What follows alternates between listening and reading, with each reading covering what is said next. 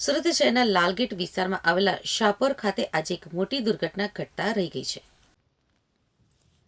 માછલી પીઠ નજીક મેટ્રોની કામગીરી ચાલી રહી છે તે દરમિયાન અચાનક જ 20 ફૂટ ઊંડો અને 15 ફૂટ પહોળો વિશાળ ભૂવો પડતા સમગ્ર વિસ્તારમાં અફરાતફરી મચી ગઈ હતી.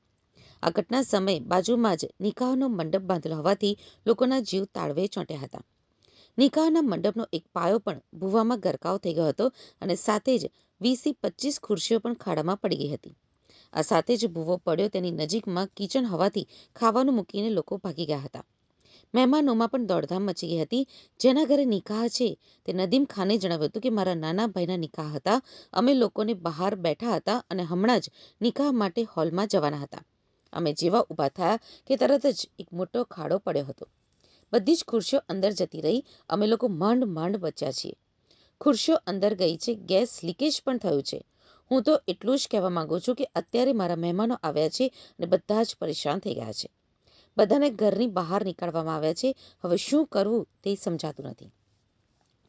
ભૂવામાં અંદર પડતા બચી જનાર નદીમ ખાને જણાવ્યું હતું કે આ ઘટના માછલી પીઠ મસ્જિદ કદીમની પાછળ અને ફરસાણ બેકરીવાળી ગલીમાં બની છે. અહીંયા 15 થી 20 ફૂટ ઊંડો ખાડો પડી ગયો છે. આ મહિનામાં બીજી વાર આવું બન્યું છે. આની પહેલા પણ સામે જ આવો ખાડો પડ્યો હતો. આ વખતે અમે એ જ ખુરશીઓ ઉપર બેઠા હતા અને જેવા અમે ત્યાંથી ઊભા થઈને ગયા કે તરત જ ત્યાં ખાડો પડ્યો હતો. ફાયર બ્રિગેડની 2 ગાડીઓ અને ગુજરાત ગેસની 1 ગાડી આવી છે. ગેસ પણ ક્યારનો લીકેજ થઈ રહ્યો હતો અને ગેસવાળા પણ અડધા કલાક પછી આવ્યા છે. દુર્ઘટના સમયે નિકાહના મંડપમાં મહેમાનોની અવરજવર હતી. અચાનક જમીન ધ્રુજી ઉઠી અને 20 થી 25 જેટલી ખુરશીઓ અને મંડપનો અમુક હિસ્સો જોતજોતામાં ઊંડા ભૂવામાં ગરકાવ થઈ ગયો હતો. સદનસીબે જમીન ઘસી રહી હોવાનો અહેસાસ થતાં જ લોકોએ દોડધામ મૂકી દીધી હતી, જેના કારણે એક મોટી જાનહાનિ ટળી હતી. લોકો એટલા ડરી ગયા હતા કે જમવાનું પડતું મૂકીને જીવ બચાવવા સુરક્ષિત સ્થળે ભાગ્યા હતા. મહેમાનોમાં પણ દોડધામ મચી ગઈ હતી. ભૂવો પડવાની જાણ થતાં જ ફાયર વિભાગ, ગુજરાત ગેસ અને મેટ્રો રેલના ઉચ્ચ અધિકારીઓનો કાફલો ઘટના સ્થળે પહોંચી ગયો હતો. ગેસની પાઇપલાઇન તૂટી હોવાની ચર્ચાને પગલે સાવચેતીના ભાગરૂપે તાત્કાલિક પુરવઠો બંધ કરાયો હતો. ભૂવો પડવાના કારણે પાણીની મુખ્ય લાઇન પણ તૂટી હોવાની શંકા છે, જેના કારણે રસ્તા ઉપર પાણી ભરાવા લાગ્યા હતા. ભૂવો એક બંગલાના કિચનની બિલકુલ પાછળ પડ્યો હોવાથી જોખમ જોતા એક આખો બંગલો તાત્કાલિક ખાલી કરાવવામાં આવ્યો છે. મેટ્રોની કામગીરી દરમિયાન નાગરિકોની સુરક્ષાને લઈને ગંભીર પ્રશ્નો ઊભા થયા છે. સ્થાનિક રહીશોમાં સુરત મહાનગરપાલિકા અને મેટ્રો તંત્ર સામે ભારે રોષ જોવા મળી રહ્યો છે. લોકોનો આક્ષેપ છે કે મેટ્રોની કામગીરીમાં યોગ્ય સાવચેતી રાખવામાં આવતી નથી.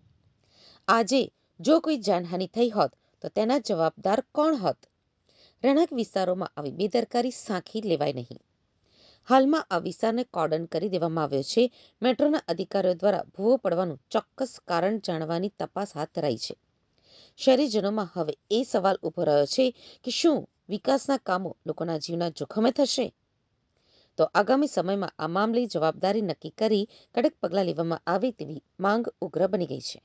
સાહેબ, ઘટના બની છે કે મેટ્રોના લીધે અહીંયા 2 ભવવા પડી ગયા. બરાબર, 50-50, 60-60 ફૂટના 2 ભવવા પડી ગયા ને અમારા એરિયો આખો ખરાબ થઈ ગયો. બધા એરિયામાંથી ઘર ખાલી કરીને જાય છે.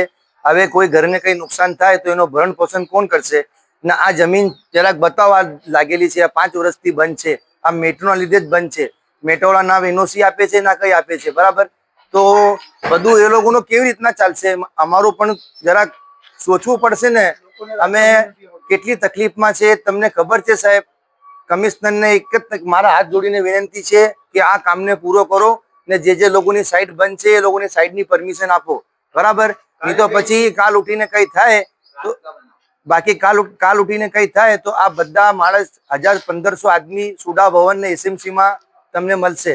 બરાબર, ને હવે કાલે 9 વાગ્યા ઘટના બની, 50 થી 60 લોકો બચી ગયા મરતા. એ તો ઉપરવાળાએ બચાવ્યું.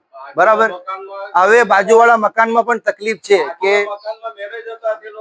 હવે બાજુના મકાનમાં મેરેજ હતા. બરાબર, હવે એ મેરેજ પતી ગઈ કે નહીં પતી, પણ એ લોકોનું તો નુકસાન થઈ ગયું ને. બરાબર કે નહીં? તો હવે આગળ જઈને આ કેટલું નુકસાન થશે સાહેબ? તમને ખબર છે?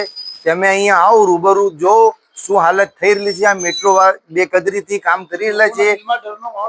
લોકોના દિલમાં એકદમ ડરનો માહોલ બની ગયેલો છે. આ લોકો મતલબ આપના સર પર લેવા માટે કઈ મંજૂર નથી.